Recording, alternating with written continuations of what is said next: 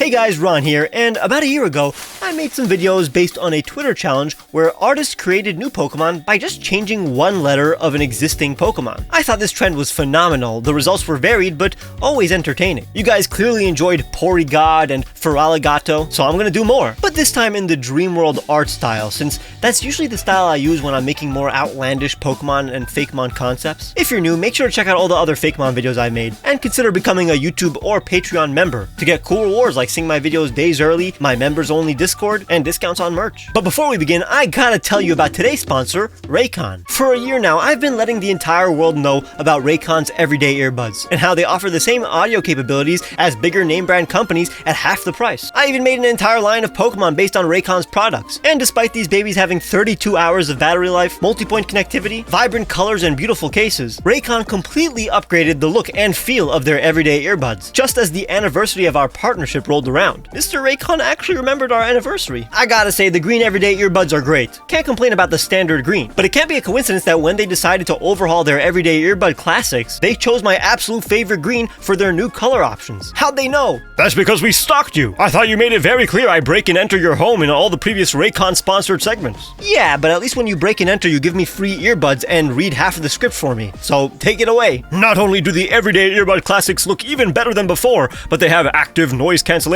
and support wireless charging, so you don't even have to take the protective cover off to get 90 minutes of battery in just 10 minutes of charging, using their quick charge function. Good, because this case perfectly complements the mint earbuds you gave me. The point is, with all these great features, the everyday earbuds are perfect for my daily walks. So if you guys watching finally want to get a hold of some earbuds at half the usual price of other brands you know, while still boasting more features than those other earbuds, click the link in the description or go to buyraycon.com/truegreen7 and get 20% off your everyday earbuds classic. Thank you, Raycon, for being such a perfect sponsor. Ludicolo is always fun to spin since it has such an extreme personality, and it would be super entertaining to see it not happy for a change. We can do this by threatening his mother, or simply replace the last O with a D.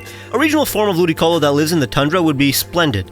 Ludicolo, being inspired by water-dwelling kappas and Mexican stereotypes, is already very much associated with the tropics and hot weather, so a frozen one would naturally be the opposite.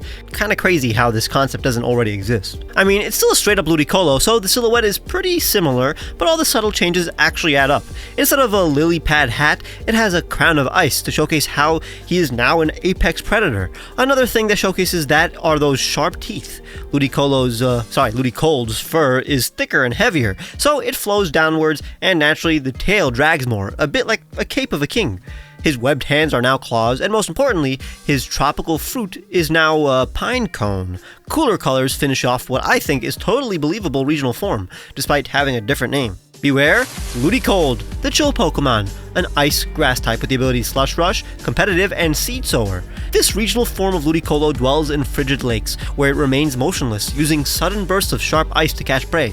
Unlike its jovial relatives, it displays a combative and territorial nature, chasing intruders from its frozen domain. When blizzards rage, Ludicolo's strength surges, and it performs a wild, stomping dance that whips up violent snowstorms to disorient foes. As it dances, seeds from its crown are dispersed, revitalizing the surrounding area. So you see, despite this version only dancing during the most extreme weather, it does in fact help its own environment recover from devastating storms. But still, you don't want to, hug or party with this Ludicolo. It will kill you. Now this next one is kind of revolutionary. Hold your horses, or should I say hold your dogs, because there is another canine in town, Shieldon. We're gonna make a puppy dino. Now I know we already have a shield dog, which kind of tells you how long this franchise has been going on for, but this time the Pokemon will be 2 feet tall. Did you know that Shieldon is already the size of a small dog? That'll make things kind of easier. Once again, it's just a Shieldon, honestly. Probably the most unchanged form today, since it's just a funny pun. The only real changes are the dog snout, the canine body with a familiar wagging tail, and of course, dog ears. These were actually pretty tough to place. Depending on the orientation, they would look completely different. I liked it high on the head, but it wasn't a big enough change, so I lowered it. I give it a collar with some dangling metal, but it complicated the design, made it really hard to read. The colors stay though. I decided that the tail and metal on the back should be made of ferrofluids that this Pokemon can control, basically liquid metal that can harden. The colors are literally the same. Say hi to Shieldog, the ironclad Pokemon, a pure steel type with the abilities Sturdy, Pickup, and Vital Spirit. Unlike its ancient ancestor, the modern shield dog has adapted to life alongside humans. Its once impenetrable faceplate is now smoother and more rounded, though still tough enough to deflect any attack. Known for its loyal and playful nature, it often uses its sturdy head to defend its trainer when it senses a threat. They are able to manipulate the density of the metals on their body. They are soft to the touch when being petted and as hard as steel in battle. Now, I'm of the mind that Shieldon is already incredibly cute, but perhaps those who do not think so will finally, think so. At least in the way that, some people think ugly dogs are cute. Next is Raticate, another Pokemon with an extreme personality. It's contender with the most feral looking, straight up, one-to-one animal in the Pokemon universe.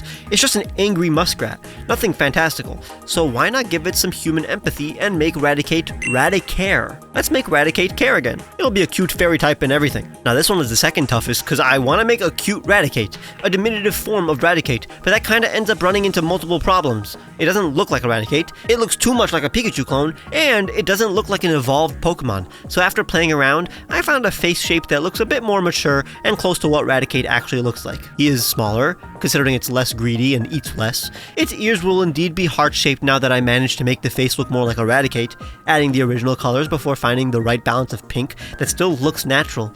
It's still a normal type after all. Check out Raticare, the affectionate Pokemon, a normal fairy type with the abilities Cheek Pouch, Guts, and Healer. Raticare has adapted to live in close-knit communities with humans and other Pokemon. Known for its endlessly kind nature, it will rush to the aid of injured Pokemon, using sweet, saliva-soaked herbs it carries in its cheek pouches to treat wounds.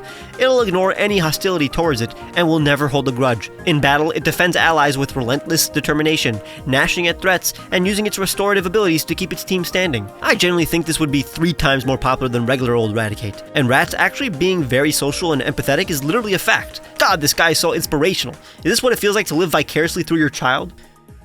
Now this one will get a reaction. Dwebble, I think it's one of the most perfect Pokemon ever. I love the line and I want to see it thrive. When people see a Dwebble, they think, this guy will never be bald. Oh snap! It's Dwebble! That's right, what if Dwebble could dribble? A basketball-playing Dwebble is exactly what we need to see during these divisive times. We can all get behind a Dwebble.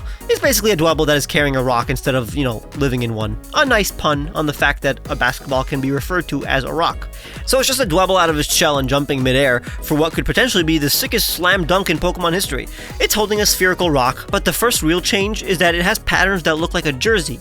That's literally it, really, other than the difference in colors and patterns on the arms that look like bandages. I think that's enough to make a regional variant in my opinion.